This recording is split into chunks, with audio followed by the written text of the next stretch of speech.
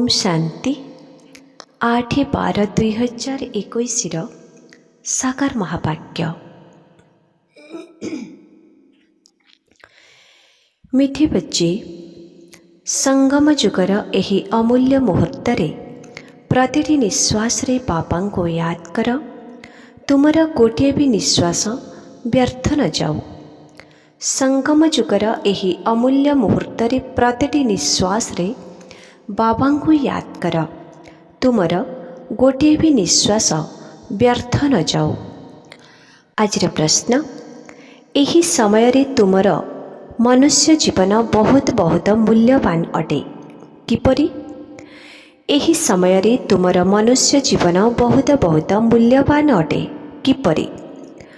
उत्तर, एही जीवन रे तुमे माने बाबांकर संतान होई बाबांक ठारू संपूर्ण उत्तराधिकार नेउछ। एही दुर्लभ मनुष्य शरीर रे पुरुषार्थ करी तुमे कौड़ीरू हीरा तुल्य हेउछ। भिकारीरू राजकुमार, दरिद्ररू 100% स्वच्छल हेउछ। सेथिपाई तुमको एही समय को व्यर्थरे हराइबार नाही। बाबांक याद रे रही प्रत्येक निश्वास को सफल करिबार अछि। कर्म धंदा करिबा समय रे मध्य बाबांक याद रे रहिबार अछि। गीत अछि, यह वक्त जा रहा है। ओम शांति। वर्तमान समय रे मनुष्य जीवन को अमूल्य कहा जाउछि। पिलामाने मध्य जानुछंती एवं बाबा मध्य बुझाउछंती जे एहा तुमर अंतिम मनुष्य जन्म अटे। एहा बहुत मूल्यवान अटे। एहार मूल्य केही आकलन करिपारिबे नाही। सेहिपरि एही समय मध्य बहुत मूल्यवान अटे। तुमे पिलामाने जानिछ, एबे आमे कौड़ीरू हीरा भଳି बा भिकारीरू राजकुमार, दरिद्ररू 100% स्वच्छल हेउछु। तुमर एही शरीर बहुत मूल्यवान अटे, जेबे कि तुमे बाबांकर होइछ। अन्य मनुष्य मानंकर शरीर एते मूल्यवान नुहे। तुमे पिलामानंकु एही समय रे निजर समय को व्यर्थरे नष्ट करिबा उचित नुहे। किपरि सफल करिबा उचित ताहा तो बाबा बुझाउछंती। प्रतिटी निश्वास रे बाबा को याद कर। मनुष्य माने भक्ति मार्ग रे तो अनेक प्रकार रे स्मरण करि थांती। ताहा हेला व्यभिचारींक भली अनेकंकु मने पकाइबा। तुमे पिलामाने जनक व्यतीत अन्य काहाकु भी याद करू नाहो। भाबुछ आमर निश्वास व्यर्थरे न जाऊ। चेष्टा करी प्रति निश्वास रे बाबा को याद करिबार अछि। एही भली निर्देश तुमको मिलुछि। एथिरे कौनसी जप आदि करिबार नाही। आमर स्वधर्म ही हेउछि शब्द ठारू ऊर्ध्वरे रहिबा। एही शरीर द्वारा आमे पाठ करुछु। आत्मा तो वास्तव रे शांति धामर निवासी अटे। एकथा मध्य आम छड़ा आउ केही कहि पारिबे नाही जे आमे प्रकृत रे शांति धामर निवासी अटु। जदि केही पचारंती तुमे केउठिकार निवासी अट, तेबे तुमे कहिब मु आत्मा तो शांति धामर निवासी अटे। बाकी जदि एठिका कथा पचारुछ, तेबे एठारे मु अमुक जगारे रहुछि। शांति धामरु एठाको आसी शरीर धारण करी पाठ त करिबाकु ही हेबो। वर्तमान एहा हेउछि एही मृत्यु लोकर अंतिम जन्म। एथिरे निश्वास को व्यर्थरे हराइबा उचित नुहे। भक्त माने तो बहुत उपवास करिथांती। सेमानंको कहिबार अछि, तुमे काहींकी समय नष्ट करुछ। एहा अपेक्षा तुमे सर्वोच्च बाबांको याद कर। एहा मध्य तुमे जेपरि जीवघात करुछ। आत्मघात बा आत्महत्या तो कुहाजिब नाही, काहींकिना आत्मार हत्या केबे होई पारिबो नाही। कुहाजाए जीवघाती महापापी। एही समय रे निजर शरीर को कष्ट देवा एहा मध्य महापाप अटे। तुमे माने सेमानंको कहि पारिब जे वर्तमान तुमे महान पुण्य आत्मा होई पारिब एही पुरुषार्थ द्वारा। ସେମାନଙ୍କୁ ତ ଜଣା ନାହିଁ ଯେ ବାବା ଏଠାକୁ ଆସିଛନ୍ତି ବୋଲି। ଇଏ ବାପଦାଦା ଅଟନ୍ତି ନା? ଶିବ ବାବା ବ୍ରହ୍ମା ଦାଦା। ପ୍ରଜାପିତା ବ୍ରହ୍ମା ତ ବିଖ୍ୟାତ ଅଟନ୍ତି। ସିଏ ତ କହିପାରିବେ ଯେ କାହିଁକି ଏତେ ମୂଲ୍ୟବାନ ଶରୀର ଘାତ କରୁଛ। ଏହା ଅପେକ୍ଷା ମନ୍ମନାଭବ ହୋଇଯାଅ, ଅର୍ଥାତ୍ ନିଜକୁ ଆତ୍ମା ମନେକରି ବାବାଙ୍କୁ ୟାଦ କର, ତେବେ ଜୀବନ ମୁକ୍ତି ମିଳିବ। କାହା ଦ୍ୱାରା ଏହି ସନ୍ଦେଶ ମଧ୍ୟ ପଠାଇ ପାରିବ। ଦିଲ୍ଲୀର ପିଲାମାନେ ମଧ୍ୟ ସନ୍ଦେଶ ପଠାଇ ପାରିବେ ଯେ ବର୍ତ୍ତମାନ ହିଁ ଦୁନିଆ ପରିବର୍ତ୍ତନ ହେବାକୁ ଯାଉଛି। ଏହି ପୁରୁଷାର୍ଥ ଦ୍ୱାରା ତୁମକୁ ଜୀବନ ମୁକ୍ତି ମିଳିପାରିବ। ଦେଖୁଛ, ସମ୍ମୁଖରେ ମହାଭାରତ ଲଢ଼େଇ ମଧ୍ୟ ଉପସ୍ଥିତ ହୋଇଗଲାଣି। ସେଥିପାଇଁ ପିଲାମାନଙ୍କୁ ଗୋଟିଏ ବି ନିଶ୍ୱାସ ବ୍ୟର୍ଥରେ ନଷ୍ଟ କରିବାର ନାହିଁ। ସାରା କଳ୍ପ ସିଡ଼ିରେ ତଳକୁ ଖସି ଖସି ଏକଦମ ତମ ପ୍ରଧାନ ହୋଇଯାଇଛ। ଏବେ ପୁଣି ସତ ପ୍ରଧାନ ହେବାର ଅଛି। ଏଥିପାଇଁ ପରିଶ୍ରମ କରିବାକୁ ପଡ଼ିବ। ଏହା ମାଉସୀ ଘର କଥା ନୁହେଁ, ଅର୍ଥାତ୍ ସହଜ ନୁହେଁ। ଜନକଙ୍କୁ ଗୋଟିଏ ସେକେଣ୍ଡରେ ଜୀବନ ମୁକ୍ତି କିପରି ମିଳିଲା, ଏକଥା ମଧ୍ୟ ତୁମେ ଜାଣିଛ। ଏବେ ଲେଖି ପଠାଇ ପାରିବ। ବିନା କଉଡ଼ି ଖର୍ଚ୍ଚରେ ଗୋଟିଏ ସେକେଣ୍ଡରେ ଜୀବନ ମୁକ୍ତି ମିଳିପାରିବ। ତୁମର ଏହା ମୃତ୍ୟୁ ଲୋକରେ ଅନ୍ତିମ ଜନ୍ମ ଅଟେ। ଅମର ଲୋକ ଜୀବନ ମୁକ୍ତି, ମୃତ୍ୟୁ ଲୋକ ଜୀବନ ବନ୍ଧନ। ଏହି କଥା ଭାଗବତରେ ମଧ୍ୟ ଗାୟନ ଅଛି। ଏପରି ମଧ୍ୟ ଗୋଟିଏ କାହାଣୀ ତିଆରି କରିଦେଇଛନ୍ତି ଯେ ଜନକଙ୍କୁ ଜ୍ଞାନ ଦେଲାବାଲା କେହି ମିଳିଲେ ନାହିଁ। ପରମ ପିତା ପରମାତ୍ମା ବ୍ରହ୍ମାଙ୍କ ଦ୍ୱାରା ଏବେ ଜ୍ଞାନ ଦେଉଛନ୍ତି। ଏହାକୁ ହିଁ ବ୍ରହ୍ମଜ୍ଞାନ କୁହାଯାଉଛି। ବ୍ରହ୍ମାଙ୍କୁ ମଧ୍ୟ କେହି ନିଶ୍ଚିତ ଦେଇଥିବେ ନା? ଜ୍ଞାନ ସାଗର ତ ପରମ ପିତା ପରମାତ୍ମା ଅଟନ୍ତି। ସିଏ ହିଁ ଆସି ବ୍ରହ୍ମାଙ୍କ ଦ୍ୱାରା ଜ୍ଞାନ ଦେଉଛନ୍ତି। ତ୍ରିମୂର୍ତ୍ତିର ଚିତ୍ର ଦ୍ୱାରା ତୁମେ ଭଲ ଭାବରେ ବୁଝାଇ ପାରିବ।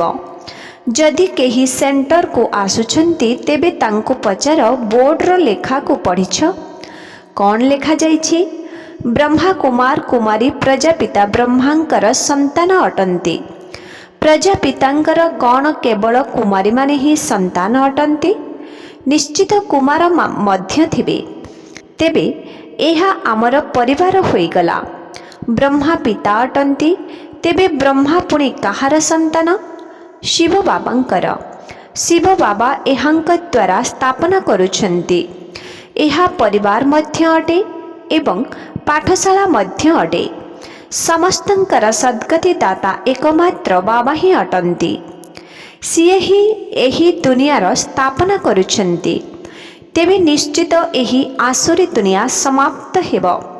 ଉତ୍ଥାନ ଏବଂ ପତନ ଭାରତରେ ହିଁ ହୋଇଥାଏ। ଭାରତ ହିଁ ସ୍ୱର୍ଗରୁ ନର୍କ, ଏକଦମ ଉଚ୍ଚରୁ ନିଚ ହେଉଛି। ସ୍ୱର୍ଗ ଅର୍ଥାତ୍ ନୂଆ ଦୁନିଆ। ଯେଉଁମାନେ ବୁଦ୍ଧିବାନ ହୋଇଥିବେ ସେମାନେ ବୁଝିପାରିବେ ଯେ ନିଶ୍ଚିତ ଭାବରେ ଆଦି ସନାତନ ଦେବୀ ଦେବତା ଧର୍ମ ଥିଲା। ତୁମେମାନେ ମଧ୍ୟ ଲେଖୁଛ ଯେ ଦେବତା ଧର୍ମର ସ୍ଥାପନା କିପରି ହେଉଛି। ଗୋଟିଏ ସେକେଣ୍ଡରେ ଜୀବନ ମୁକ୍ତି କିପରି ମିଳୁଛି, ଏଠାକୁ ଆସି ବୁଝ। ବର୍ତ୍ତମାନ ଏହା ପୁରୁଣା ଦୁନିଆ ଅଟେ। ଏହା ପରିବର୍ତ୍ତନ ହୋଇ ନୂଆ ଦୁନିଆ ତିଆରି ହେଉଛି। ସେଥିପାଇଁ ଏହି ଅନ୍ତିମ ଜନ୍ମ ବହୁତ ମୂଲ୍ୟବାନ ଅଟେ। ଏହାର ବହୁତ ମହତ୍ଵ ରହିଛି। ଯେବେକି ଆମେ ବାବାଙ୍କ ଠାରୁ ବର୍ଷା ନେଉଛୁ ଏବଂ ଆଦି ସନାତନ ଦେବୀ ଦେବତା ଧର୍ମବାଲା ହିଁ ଆସି ବର୍ଷା ନେବେ। ଯଦି କେହି ବର୍ଷା ନେବାର ପୁରୁଷାର୍ଥ କରୁନାହାନ୍ତି, ତେବେ ବୁଝିବା ଦରକାର ଯେ ଇଏ 84 ଜନ୍ମ ନେଇ ସୂର୍ଯ୍ୟବଂଶୀ କୂଳରେ ଆସିଲା ବାଲା ଆତ୍ମା ନୁହନ୍ତି। ଶେଷ ବେଳକୁ ଆସିବେ। ଯେଉଁମାନଙ୍କର ସମ୍ପୂର୍ଣ୍ଣ ଭାବରେ ଆତ୍ମଜ୍ୟୋତି ଜାଗ୍ରତ ହୋଇଯାଉଛି, ସେମାନେ ସତ୍ୟ ଯୁଗରେ ଆସିବେ। ପଛ ବେଳକୁ ଦିନକୁ ଦିନ କମ୍ ଶକ୍ତିବାଲା ଆସିବେ। ମହାନ ସୌଭାଗ୍ୟଶାଳୀ ହିଁ ସତ୍ୟ ଯୁଗର ଆରମ୍ଭରେ ଆସିବେ। ନୂଆ ଘରେ ରହିବା ଉଚିତ ନା? 10-12 ବର୍ଷ ପରେ ଯାଇ ରହିବା? ଏଭଳି କମଜୋର ପୁରୁଷାର୍ଥ କାହିଁକି କରିବା? ମମ୍ମା ବାବା ନୂଆ ଦୁନିଆରେ ମହାରାଜା ମହାରାଣୀ ହେଉଛନ୍ତି, ତେବେ ଆମେ ମଧ୍ୟ କାହିଁକି ନ ହେବା? ସେବାକୁ କିପରି ଆଗକୁ ବଢ଼ାଇବା ଏହି ଚିନ୍ତା ପିଲାମାନଙ୍କର ରହିବା ଦରକାର। ବାବା କହୁଛନ୍ତି, ମୁଁ ତୁମକୁ ଆଜି ବହୁତ ଗୁହ୍ୟ କଥା ଶୁଣାଉଛି। ଯଦି ବାବାଙ୍କୁ ଜାଣିଗଲ ତେବେ ଜୀବନ ମୁକ୍ତିର ହକଦାର ତ ନିଶ୍ଚିତ ହେବ। ଜ୍ଞାନ କେବେ ବିନାଶ ହେବ ନାହିଁ।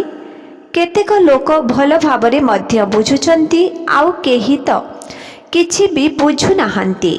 ଏମିତି ଖାଲି ଦେଖି ଚାହିଁ ଚାଲି ଯାଉଛନ୍ତି। କେହି କେହି ମଧ୍ୟ କହି କରି ଯାଉଛନ୍ତି ଯେ ମୁଁ ନିଶ୍ଚିତ ଆସିବି, କିନ୍ତୁ ମାୟା ପୁଣି ଭୁଲାଇ ଦେଉଛି। ମାୟା ବିଲେଇ କିଛି କମ୍ ନୁହେଁ। ଗୁଲ୍ଲୋକାବଳୀ ନାମକ ଗୋଟିଏ ଖେଳ ଦେଖାଇଥାନ୍ତି। ସେହି ଦୃଷ୍ଟାନ୍ତ ମଧ୍ୟ ତୁମ ପାଇଁ ଅଟେ। ବାବା ହିଁ ବୁଝାଉଛନ୍ତି, ଏଠାକୁ ତୁମେମାନେ ଆସିଛ ମାୟା ଉପରେ ବିଜୟ ପ୍ରାପ୍ତ କରି ଜଗଜ୍ଜିତ ହେବା ପାଇଁ। ଏହା ଉପରେ ଗୋଟିଏ କାହାଣୀ ମଧ୍ୟ ତିଆରି ହୋଇଛି। ତୁମେମାନେ ଯୋଗ ବଳରେ ରହୁଛ ମାୟା ଉପରେ ବିଜୟୀ ହେବା ପାଇଁ, କିନ୍ତୁ ମାୟା ବିଲେଇ ସବୁ ଓଲଟ ପାଲଟ କରିଦେଉଛି। ଗୁଲ୍ଲୋକାବଳୀ, ଆଲ୍ଲା ଅୱଲ ଦିନ, ଏହି ସବୁ କାହାଣୀ ଏହି ସମୟର ଅଟେ। ଆଲ୍ଲା ଅର୍ଥାତ୍ ବାବା ହିଁ ଅୱଲ ଦିନ ଅର୍ଥାତ୍ ଦେବତା ଧର୍ମର ସ୍ଥାପନା କରୁଛନ୍ତି। ହାତମ ତାଇର କାହାଣୀ ମଧ୍ୟ ଏହି ସମୟର ଅଟେ। ବାବାଙ୍କୁ ୟାଦ ନ କରିବା ଦ୍ୱାରା ମାୟା ଆସିଯାଉଛି। ଯାହା କିଛି ଘଟିଯାଉଛି ପରେ ପୁଣି ତା ଉପରେ କାହାଣୀ ତିଆରି କରୁଛନ୍ତି। ଯାହା ସବୁ ହେବାର ଅଛି ସେ ସବୁ ତ କିଛି କହିପାରିବେ ନାହିଁ। ଅତୀତରେ ଯାହା କିଛି ହୋଇଯାଇଛି ତାହା ଉପରେ ଡ୍ରାମା ତିଆରି କରୁଛନ୍ତି। କଂସବଦ୍ଧ, ଅମୃତ ମନ୍ଥନ ଇତ୍ୟାଦି ଭିନ୍ନ ଭିନ୍ନ ପ୍ରକାରର ଖେଳ ତିଆରି କରୁଛନ୍ତି। ବିଚରା ସେମାନେ ଏକଥା ଜାଣିନାହାନ୍ତି ଯେ ଏହା ବେହଦ୍ର ନାଟକ ଅଟେ। ତୁମେ ଜାଣିଛ ଏହା ଅନାଦି ଅବିନାଶୀ ଡ୍ରାମା ଅଟେ। ମନୁଷ୍ୟ ତ କିଛି ବି ଜାଣିନାହାନ୍ତି ଯେ ଏହି ଡ୍ରାମା କେତେ ବର୍ଷ ଚାଲିଥାଏ। ଯଦିଓ କହୁଛନ୍ତି ଯେ ଇତିହାସର ପୁନରାବୃତ୍ତି ହେଉଛି, କିନ୍ତୁ କିଛି ବି ବୁଝିନାହାନ୍ତି। ବାବା ଆସି ଭିନ୍ନ ଭିନ୍ନ ରହସ୍ୟ ସବୁ ବୁଝାଉଛନ୍ତି ଯେ ଏହି କଥା ବୁଦ୍ଧିରେ ଧାରଣ ହୋଇଯାଉଛି। ଆମର ଏହି ଅନ୍ତିମ ଜନ୍ମ ବହୁତ ମୂଲ୍ୟବାନ ଅଟେ। ଏଥିରେ ସମୟ ନଷ୍ଟ କରିବା ଉଚିତ ନୁହେଁ। ହାତେ କାମ ହୃଦେ ରାମ। ଅନୁଭବ ଶକ୍ତି ତ ଆତ୍ମାରେ ଅଛି ନା। ଆତ୍ମା ହିଁ କହୁଛି, ମୋତେ ବିରକ୍ତ କର ନାହିଁ, ମୋ ମନକୁ ଦୁଃଖୀ କର ନାହିଁ। ବୁଦ୍ଧି ଦ୍ୱାରା କହୁଛି, ବିଚାର କରୁଛି, ଇଏ ମୋତେ ସୁଖ ଦେଉଛି, ଇଏ ଦୁଃଖ ଦେଉଛି। ଆତ୍ମା ଶରୀର ବିନା ତ କଥା କହିପାରିବ ନାହିଁ।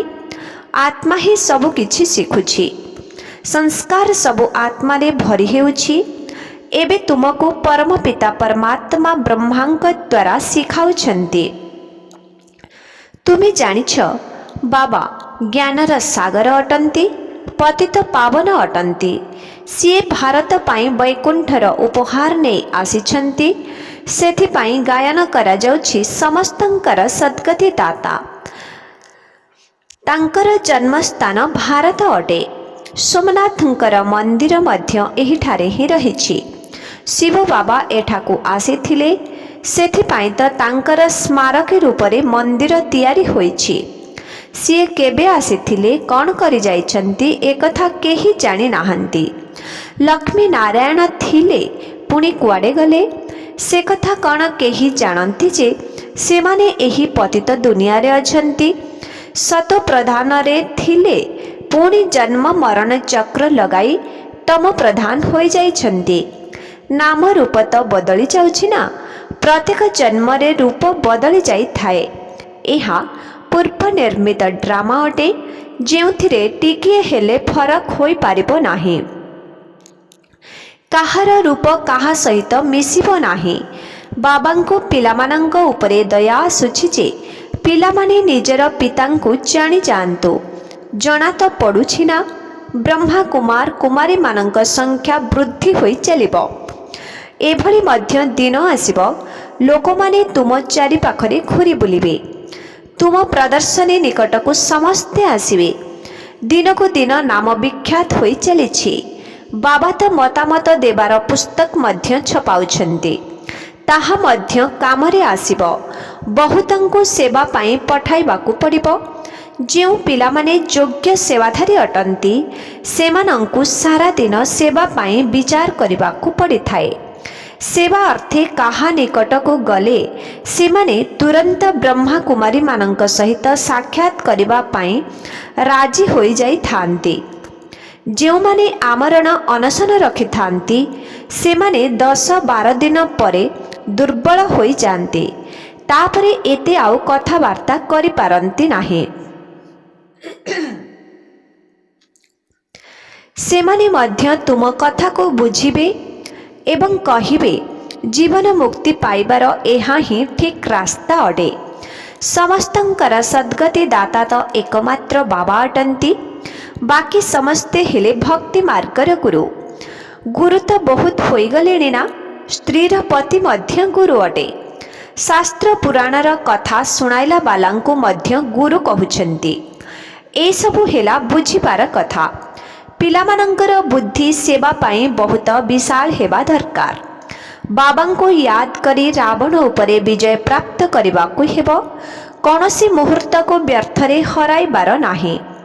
ଯେଉଁମାନେ ସମୟକୁ ବର୍ବାଦ କରିବାରେ ଲାଗିଛନ୍ତି ସେମାନଙ୍କୁ ନିର୍ବୋଧ କୁହାଯାଉଛି।